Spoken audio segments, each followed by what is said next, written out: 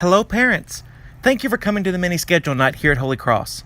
I'm so sorry that I couldn't be there personally to introduce myself and talk with you about my course, but I hope that this video will help to explain at least the basics of what your child will experience in my class. So my goals for this video are to discuss a little bit about my educational philosophy, the importance of Sycamore, the different grading categories I use, how the various projects should be viewed, and then conclude with some upcoming events and information on how best to contact me. A lot to cover in 7 minutes.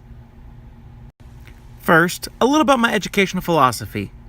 As stated in our mission statement, Holy Cross is a college preparatory school, so it is my job to help develop the skills necessary for academic success. I believe that one of the characteristics of a successful student is that they are personally invested in their own educational growth. They're in school not because they have to be, but because they want to be. They realize the importance of getting an education and devote their efforts to doing their best.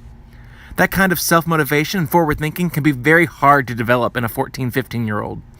But as the old saying goes, you can lead a horse to water, but you can't make them drink. Same goes for our students. I can set up a very structured and educational learning environment, but if they don't engage in the activities and do the work necessary, they will not perform well on the quizzes or tests. You get out of it what you put into it. In order to develop this kind of motivation, students need the freedom to find out on their own what is important to them. If there's a problem or a question with their grade, they need to be the ones reaching out to me as the teacher. If they're having trouble understanding a concept, they need to be the ones figuring out how to study and utilize the resources available to them. It can be hard as a parent to let go of the reins. It's difficult to watch. No one wants their kids to struggle academically, but kids need the ability and opportunity to fail. Sometimes the greatest lessons we learn come from picking ourselves up after dropping the ball. Be supportive. Talk with them about their responsibilities. Offer up tips on how to study. But at the end of the day, their learning is their responsibility. To help keep things organized, Holy Cross uses the online platform Sycamore. As a parent, this is your greatest tool to help support your child. If you do not have an account or have not looked on it since school started, I beg you to please log in and take a look around. Not only can you check out your students' grades on a day-to-day basis, but you can communicate with the teachers via Pass-a-Note and view the nightly work that has been assigned to your child. On my class page specifically, you can see the daily agenda of what we do in class and what homework has been assigned. If a student is absent, they have no excuse for not knowing what is missed, as it's all posted online each day. Speaking of grades, how are they determined for my class? I have 5 different grading categories that are weighted together to form their final grade. A good chunk of my grade is purely participation and work ethic. For example, all homework grades are essentially for completion credit. When I assign a worksheet, I will quickly check to see who has it finished in their OneNote, and that will determine their grade. Students will get credit whether or not their answers are correct, as long as they attempted it. I make sure to go over all the correct answers in class the next day so they have accurate information to study. Next is vocabulary. Every week, students are assigned a set of vocabulary words through the online program Quizlet. Quizlet designs specialized interactive games to have the students practice recognizing, spelling, and defining these terms.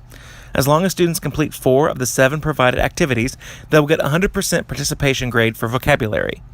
Because this is an every week assignment, students sometimes forget whether they've completed these activities or not. It doesn't hurt to do more than the required activities, so encourage them to set a time regularly to review the vocab. Gratitude journals are my smallest weighted category. At the beginning of each class, as a bell work assignment, I ask students to reflect and write down 3 specific things that they are grateful for that day. At the end of the unit, I check to see how many entries they have completed. As long as they are consistent, they should get full credit. However, some students choose to socialize and not complete the bell work. Encourage your child to stay focused. The heaviest percentage obviously comes from tests and quizzes. Quizzes are given roughly once a week over a few learning objectives at a time. I know that seems excessive to students, but it's the best way to monitor their progress and see if they're keeping up with the learning expectations at a pace that is reasonable. Not everyone learns the same way or at the same speed, so these quizzes can act as a self-assessment for the students, highlighting what topics and skills they have down and which ones they probably need to spend more time on to study and practice. After 3 to 4 quizzes, there will be a large unit test, which covers everything that was covered over the 4 to 5 week unit. Questions range in style from multiple choice, fill in the blank, matching, and short answer. Your student's first unit test will actually be next week, so encourage your child to start studying now. The The final category is projects. Every unit we will have 3 to 4 projects ranging in style from building artistic 3D models to writing formal research essays to giving an oral presentation to the class. Details and grading rubrics for these projects can be found in the unit outline that's given to each student at the beginning of the unit. To foster communication between you and your child, I require that each unit outline be signed. Hopefully this sounds familiar. If not, please ask your child to show you their unit outline found in their OneNote. The projects are meant to be a fun, hands-on way to approach these topics, but they require a lot of planning and preparation. Time management is key. If at any time throughout the school year you have concerns or questions, please feel free to email me at wthomas@holycrosshs.com or shoot me a Pass-a-Note. I check my email twice daily and should respond within a day or two. If you don't hear from me, shoot me another one and I'll do my best to get back with you as soon as I can. It takes a whole village to raise our children. I want your child to succeed, and it's going to take some work on both our parts to guide them along as they figure out how to do this on their own. Again, thank you for coming tonight, and hopefully I will get a chance to meet you face-to-face at our first parent-teacher conference next month. Until then, I look forward to the challenge of working with your child as they navigate the awe-inspiring world of biology. God bless.